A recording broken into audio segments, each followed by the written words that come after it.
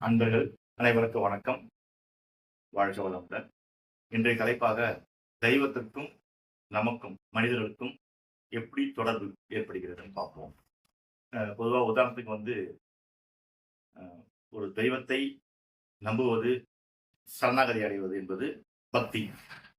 அதே தெய்வத்தை, அந்த தெய்வத்தினுடைய சக்தி என்ன, அதனுடைய ஆற்றல் என்ன, அதை பற்றி அறிந்து உணர்வது ஞானம். 2 வகையில் இருக்கு.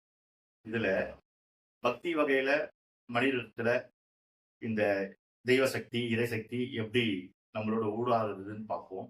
எப்படி தொடர்பு கொள்றதுன்னு பார்ப்போம். இதுக்கு ஒரே ஒரு உதாரணத்துக்கு ஒரு கோளை எடுத்துப்போம். கோள்னா அது சாயா கிரகம், ராகு எடுத்துக்கலாம். ராகு ஒரு நிழல் கிரகம் சொல்லுவாங்க.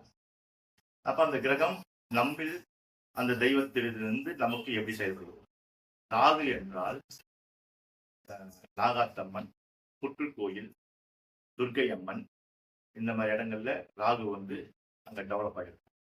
ஊர் காவல் தெய்வம் சொல்லக்கூடிய ஊர் எல்லை அம்மன், இந்த இடத்துலயும் அந்த ராகு நல்ல வீரியமாக இருக்கு. பொதுவா நம்ம பார்ப்போம், நம்ம ஊர்கள்ல நடக்கக்கூடிய இந்த திருவிழாக்கள்ல உடுக்கை, கிராமப்புறங்கள்ல உடுக்கை சத்தம், மேளம், இந்த நாதஸ்வர வாத்தியம், இதெல்லாம் அங்க அதிகமா இம்ப்ரூவ் ஆகும் பொழுது அங்க இருக்கிற பெரும்பாலும் பெண்களுக்கு சாமி ஆடுற மாதிரி வரும். சாமி ஆடும் இல்லையா, கொஞ்சம் வீரியமா ஆடுவாங்க. அவங்க ஆடுறத பாத்தீங்கன்னா பாம்பு மாதிரி ஆடுவாங்க. கையில் மேல தூக்கி அப்படியே பண்ணிட்டு ஒரு பாம்பு மாதிரியே அந்த இது பண்ணிட்டு அவங்க பண்ணுவாங்க இல்லையா. அது ராகுவினுடைய காரணம். அப்ப ஒவ்வொரு மனிதரிடத்துலயும் இந்த ராகு எப்படி இயங்குது என்று நம்ம இப்படியே பார்க்கலாம். சாமி நம்ம சொல்லுவோம், தெய்வம் சொல்லுவோம். ஆனா உடல்ல சில பேருக்கு ராகுவினுடைய காரகத்துவம் அதிகமாக இருந்தால் அவர்கள் இந்த மாதிரி படம் எடுக்கிற மாதிரி ஒரு ஆட்டத்தை போட்டு, அப்போ அவங்களுக்குள்ள அந்த ராகு என்றது சாயா கிரகம், நிழல் கிரகம் எங்கேயுமே ஊடுருவி போகிறோம்.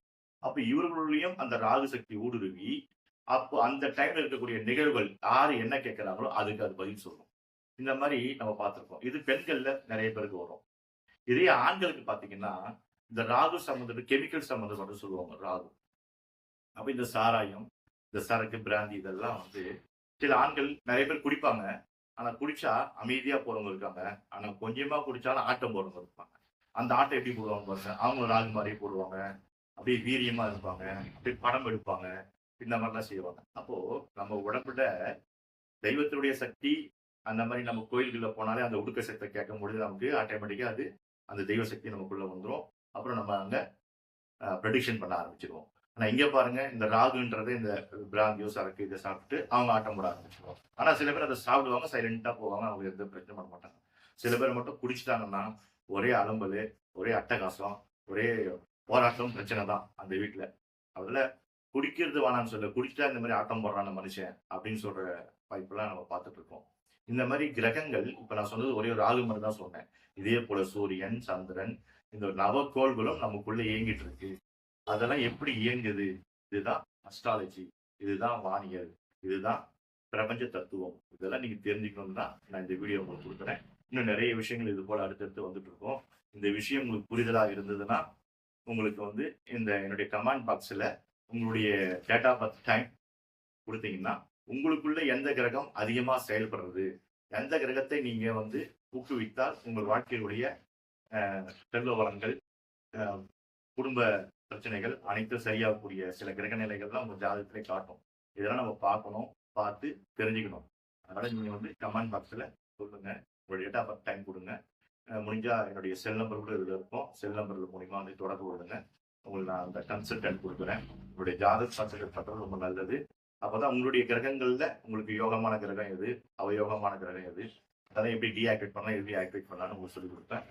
இந்த தகவல் உங்களுக்கு பிடிச்சிருந்தா இந்த தகவலை உங்கள் நண்பர்களுக்கு அனைவருக்கும் நீங்க சப்ஸ்கிரைப் பண்ணுங்க. சப்ஸ்கிரைப் எதுக்கு பண்ணுங்க, உங்க நண்பர்களுக்கு ஷேர் பண்ணுங்க. சரி, நன்றி, வாழ்த்துக்கள், வாழ்க வளமுடன். மீண்டும் இன்னொரு பதிவு சந்திக்கிறேன்.